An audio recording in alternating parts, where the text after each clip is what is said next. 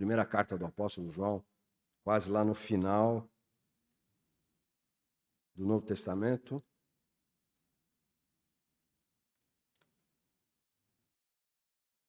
Primeira João 5. Nós vamos ler de 13 a 19. 1 João 5, de 13 a 19. E o tema da mensagem de hoje à noite é orar pelo mundo. Orar pelo mundo. Então vamos ler o texto. Estas coisas escrevi a vocês que creem no nome do Filho de Deus, para que saibam que têm a vida eterna. E esta é a confiança que temos para com Ele, que se pedirmos alguma coisa segundo a sua vontade, Ele nos ouve. E se sabemos que Ele nos ouve quanto ao que lhe pedimos, estamos certos de que obtemos os pedidos que lhe temos feito. Se alguém vê o seu irmão cometer pecado que não leva à morte, pedirá, e Deus dará vida a esse irmão. Isso aos que cometem pecados que não levam à morte. Há pecado que leva à morte, e por esse não digo que se deva pedir. Toda injustiça é pecado, e há pecado que não leva à morte. Sabemos que todo aquele que é nascido de Deus não vive em pecado, porque quem é nascido de Deus guarda a si mesmo, e o maligno não pode tocar nele.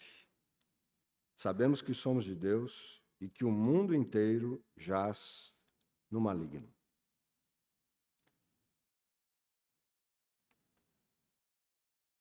Um texto que contém algumas coisas um pouco difíceis de entender no primeiro momento, mas que me veio à mente diante do quadro em que estamos vivendo no mundo hoje. Por isso, mais do que nunca, eu creio que nós precisamos orar por esse nosso mundo. Até porque o mundo está muito interligado. Muito interligado. Nós nem saímos de uma pandemia, de uma situação terrível que levou a vida de tanta gente. E agora já estamos diante de uma outra situação que nos traz muita preocupação, receio, que é, de novo, vermos a Europa em guerra. Quem poderia imaginar? Quem poderia imaginar a pandemia? Em tão larga escala, universal, mundial. Quem poderia imaginar essa guerra acontecendo agora lá na Europa? É uma situação extremamente delicada que o mundo vive. Eu sei que você tem ouvido muita coisa, tem lido, tem as suas conclusões ou não, né? Muita coisa a gente ainda não entende. A gente sabe que esse conflito é terrível. Eu vou expressar aqui algumas ideias, algumas coisas que eu tenho visto, alguma coisa que é opinião pessoal, e você pode até discordar, claro, mas até onde eu posso enxergar, até onde eu posso ver, dentro das minhas limitações, eu entendo que essa guerra, que estourou uma guerra, né? É uma guerra entre duas potências. É uma guerra entre os Estados Unidos, que comanda a OTAN, e a Rússia. São duas grandes nações, com as suas virtudes e os seus defeitos. São duas grandes nações que têm feito coisas boas, têm feito bem, mas têm feito mal também, mundo afora. E eu quero recordar com você aqui alguma coisa que tem sido feita por essas nações na história recente. O mundo está hoje impactado e comovido com uma invasão na Ucrânia. que podemos dizer é a Europa. Mas essa mesma comoção não existiu quando o Afeganistão foi invadido. O Afeganistão, quem são os afegãos? São muçulmanos, inclusive. Então, bom, terroristas.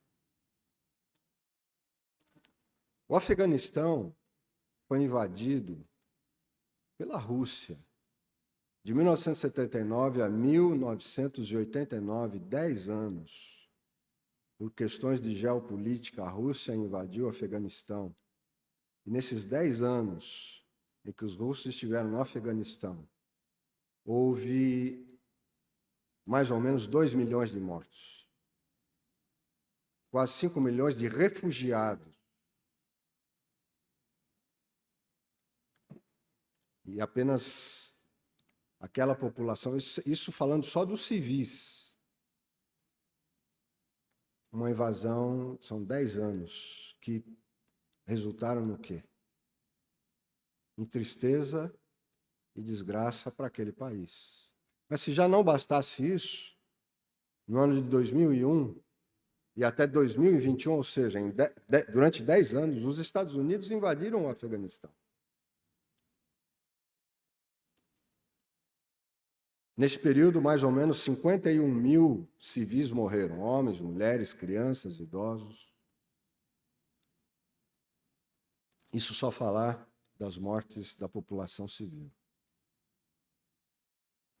A motivação era acabar com o Talibã. Realmente o Talibã saiu do poder, mas depois de 10 anos, os Estados Unidos se retiraram do Afeganistão e o Talibã voltou e voltou mais forte ainda. Então, nenhuma dessas nações, dessas grandes nações, tem moral para apontar o dedo para o outro e dizer: vocês são os maus, os bandidos. Não há mocinhos nessa história. E só para trazer o exemplo aqui de um país, do Afeganistão. Há muitos outros exemplos, infelizmente. Quando se fala, por exemplo, das sanções, né? Essas sanções, gente, são medidas absolutamente cruéis. Porque essas sanções são sanções tecnológicas, mas são sanções também sobre alimentos e medicamentos. No Iraque, quando o Iraque foi invadido, houve uma sanção, houve a proibição de que remédios chegassem ao Iraque. Milhares de crianças iraquianas morreram por falta de remédio, por doenças absolutamente curáveis. Geralmente são os mais pobres, os mais frágeis, que sofrem nessas chamadas sanções.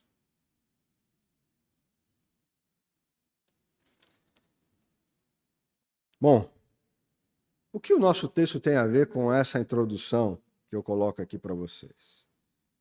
Então, voltando o nosso olhar aqui para o texto de João, nós vemos três etapas, 3 momentos, 3 condições que têm a ver conosco nesse texto de João. O texto de João fala para nós como pessoas, o texto de João fala para nós como comunidade, e o texto de João fala para nós como pessoas que vivem no mundo. Então, são 3 planos que nós podemos abordar aqui nesse texto de João. O plano pessoal, o plano comunitário e o plano global. Porque está tudo interligado. No plano individual, João vai dizer: olha, eu estou escrevendo para vocês, meus queridos e queridas, e essa palavra de João é absolutamente atual, como a Bíblia é atual, ela sempre vai ser atual, não é? Estou escrevendo para vocês que já têm a vida eterna. Então ele começa relembrando a base e o fundamento da nossa espiritualidade, da nossa fé como pessoas, como homens e mulheres. Não é? Vocês já têm a vida eterna, que é a coisa mais extraordinária que nós recebemos de Deus. E o que é a vida eterna? a qual João se refere aqui. Vida eterna não é simplesmente uma vida lá no futuro, uma vida sem fim. Porque se a gente pensar em vida eterna apenas nesse sentido de uma vida sem fim, isso poderia ser até um castigo. Pô, uma vida que... Que vida é essa? Pode ser uma vida maçante. Pode ser uma vida sem graça. E uma vida sem graça, sem fim, é um castigo. Mas quando a Bíblia fala de vida eterna, ela está dizendo que vida eterna significa o quê? Significa nós partilharmos da vida de Deus. Vida eterna é isso. É partilharmos da vida de Deus e não apenas num futuro, mas aqui e agora. É o que João disse, vocês já têm a vida eterna. Nós estamos em Cristo. Cristo está em nós. Nós partilhamos da pessoa de Deus. Espiritualmente, nós partilhamos dessa vida de Deus. Isso é o máximo. Isso é a maior bênção que a gente pode ter nessa nossa existência. Então, partindo dessa base de que temos a vida eterna, de que partilhamos da vida de Deus, e jamais estaremos sozinhos, e jamais seremos abandonados. Mas nós não vivemos sozinhos. Nós não vivemos numa bolha. Nós vivemos em comunidade.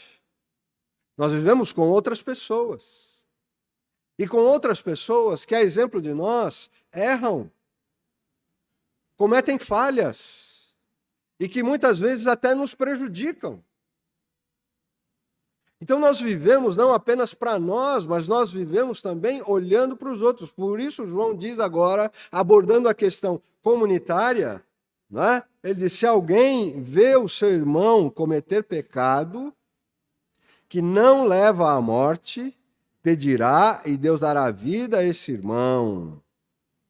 Isso aos que cometem pecados que não levam à morte. Ele vai dizer, por outro lado, há pecados que levam à morte, por isso eu não digo que vocês devam orar. O que João está querendo dizer? Isso é meio difícil de entender. Não é? Seria aquela coisa de pecado venial e pecado mortal? Na verdade, o João está dizendo aqui, não é isso. Que há um pecadinho e um pecadão, que há um pecado venial, né? Mas que há um pecado mortal. O que João está querendo dizer aqui é mais sobre as consequências, os desdobramentos do pecado. Há consequências e desdobramentos do pecado que são muito graves e outros que não são tão graves. E a gente tem que estar atento para isso na nossa vida, mas na vida dos outros, não para policiar a vida dos outros, não para se intrometer na vida dos outros, mas para cuidar. Para cuidar. E nós precisamos nos cuidar uns aos outros. Nós precisamos, por isso mesmo, conviver uns com os outros. A igreja precisa voltar a se encontrar. Nós precisamos nos encontrar presencialmente. Tivemos essa experiência de uma igreja virtual, de uma igreja online, mas isso foi uma experiência de um momento. E esse momento passou. E graças a Deus nós podemos retornar, mesmo ainda usando máscaras aqui no templo, mesmo ainda com algumas limitações, mas essas limitações, se Deus quiser, vão acabar todas elas. E nós vamos poder nos encontrar e nos abraçar intensamente. Olhar olho no olho. Porque nós precisamos conviver, nós precisamos cuidar uns dos outros. E observar que, de repente, há pessoas que estão num determinado caminho que está fazendo muito mal para elas. Não é? Determinadas práticas. E que é preciso aconselhá-las, que é preciso ajudá-las. Há outras pessoas que resistem determinantemente à graça de Deus. Talvez essa seja a maior consequência do que João fala, o pecado que leva à morte. Ou seja, resistir sempre e firmemente à graça de Deus. Leva a um tipo de morte aqui, mas leva também a uma morte eterna. De qualquer maneira, o pecado é alguma coisa que só traz consequências danosas para a nossa vida. Então, olha só, nós partimos de uma condição abençoadíssima nossa, temos a vida eterna, que maravilha, mas não é para a gente ficar curtindo essa presença de Deus na nossa vida, deitados numa rede, louvando e adorando a Deus, obrigado Senhor, e o mundo que se exploda, eu vou para o céu, eu já estou no céu, e não é isso. Nós temos que sair e olhar para o outro, olhar para os nossos irmãos e irmãs, que têm dificuldades, que têm determinadas fraquezas, como nós temos as nossas fraquezas, e ajudá-los nessa caminhada. Por isso existe a igreja. É o corpo de Cristo, é a família da fé. Mas a coisa vai mais longe. Aí nós chegamos no terceiro momento, que é o momento global. E João vai dizer que, na verdade, então, nós vivemos num mundo que jaz no maligno. Um mundo que está sob o poder do maligno. Ele disse antes, né? Quem é de Cristo não vive pecando.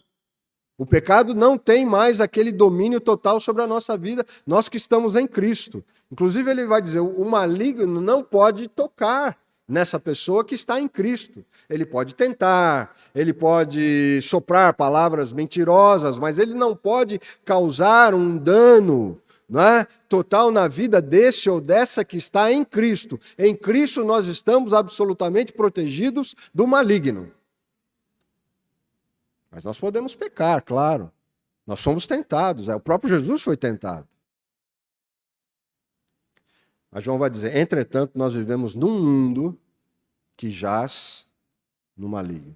Num mundo que está sob o poder do maligno. Que mundo é esse? Ele explica ali no capítulo 2 que mundo é esse. E ele vai dizer, não amem o mundo, nem as coisas que há no mundo. Os desejos da carne, os desejos dos olhos e a soberba da vida. Uma vida sem limites, uma vida atraída pela aparência, uma vida tomada pelo orgulho e pela vaidade, pela ambição e pela ganância. E é isso que domina esse mundo em que nós vivemos. Porque esses conflitos intermináveis entre as nações. Além de ser uma questão de, como se diz, de geopolítica, de um espírito imperialista, existe muito fortemente a questão econômica, a questão do dinheiro e do poder que o dinheiro traz, não apenas para as pessoas, mas para as nações. Há um espírito de ganância presente nessas nações, especialmente nas nações mais ricas, que por isso mesmo abrem as suas portas para as ações malignas, para o mal, para as coisas ruins, para as crueldades, para a matança, para os genocídios, para o racismo.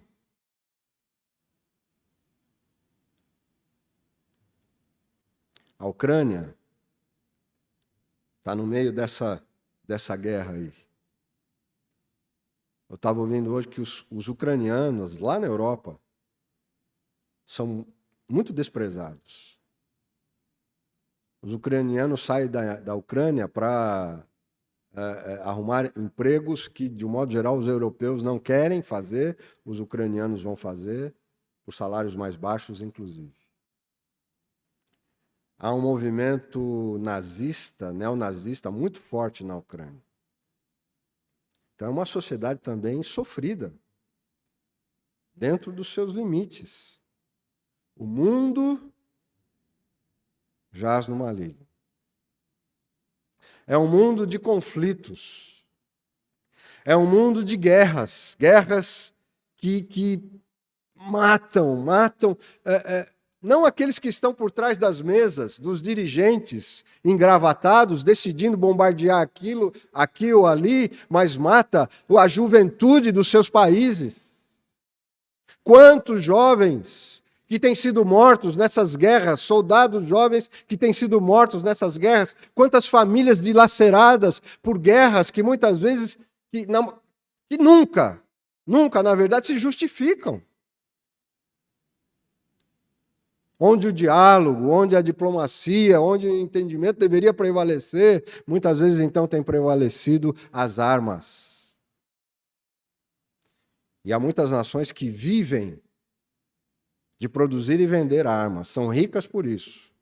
Estava conversando com meu filho esses dias, o Rafael morou 10 anos lá na Suécia, ele falou, pai, a Suécia é um país que ganha milhões e milhões de dólares produzindo e vendendo armas.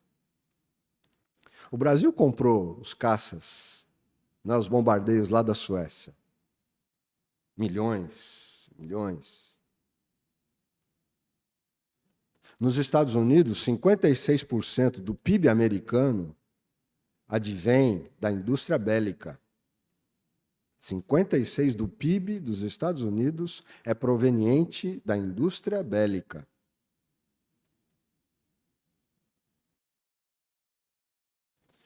De modo que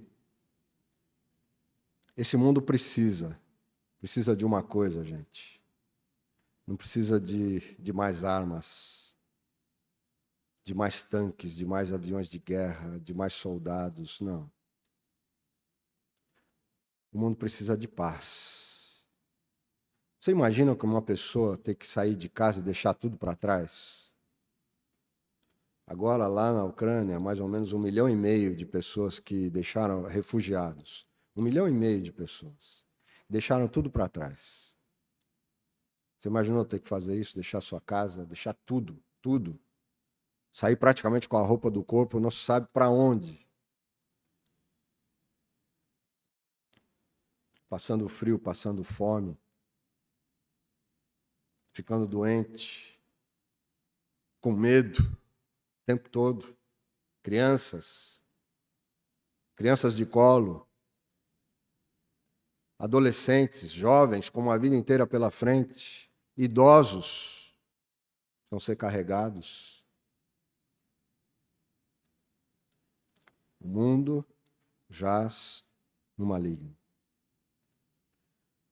Por causa da ganância, da ambição, do poder, da intolerância.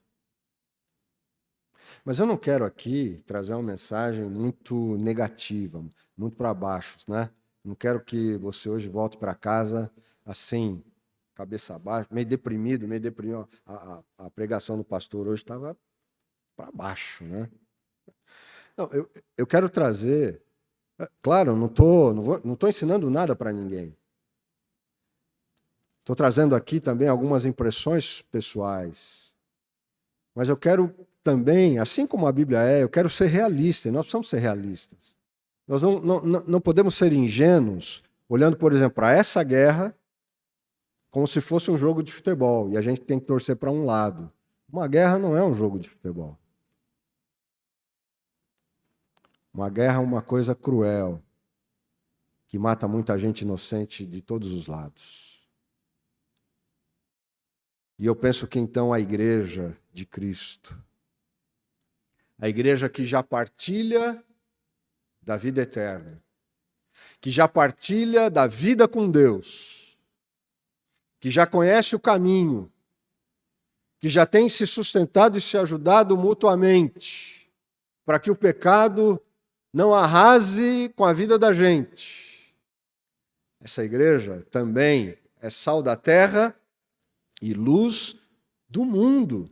Um mundo que jaz no maligno, mas que precisa dessa influência abençoadora da igreja de Jesus, que precisa dessa luz que é Jesus, que precisa reconhecer esse caminho como o único caminho que pode transformar vidas e sociedades inteiras.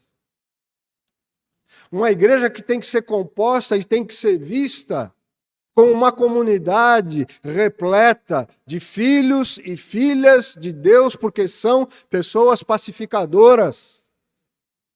Bem-aventurados os pacificadores, porque serão chamados filhos de Deus. Para uma guerra que está tão longe de nós, geograficamente falando, mas que pode trazer os seus efeitos, e muito certamente os seus efeitos, se ela perdurar muito, os seus efeitos vão chegar até nós. Agora, a coisa principal que, como igreja, além de estar olhando para isso com realismo, a coisa principal é orar. Orar pelo mundo. Que o maligno não tenha tanto poder para produzir o seu mal, para produzir mais conflitos, mais ódio, mais mortes, mais desgraça, mais tristeza, mais dissabor. Mas que o Espírito de Deus possa alcançar vidas, corações, transformando esses corações, essas mentes, a partir dos dirigentes mundiais, para que nós possamos ter um país, um mundo mais pacífico. Nunca teremos um mundo perfeito, mas podemos sonhar com um mundo melhor. E Jesus nos deixou essa missão nas mãos. Vamos orar. Vamos orar pela paz no mundo. Mais do que nunca, nós precisamos fazer isso. Orar pela paz no mundo. Eu quero convidar você, vou deixar você absolutamente tranquilo, tranquila, para fazer o que eu vou sugerir nesse momento, que a gente tem alguns momentos de oração. E aqueles que puderem fazer isso, onde estão, dobrem os seus joelhos.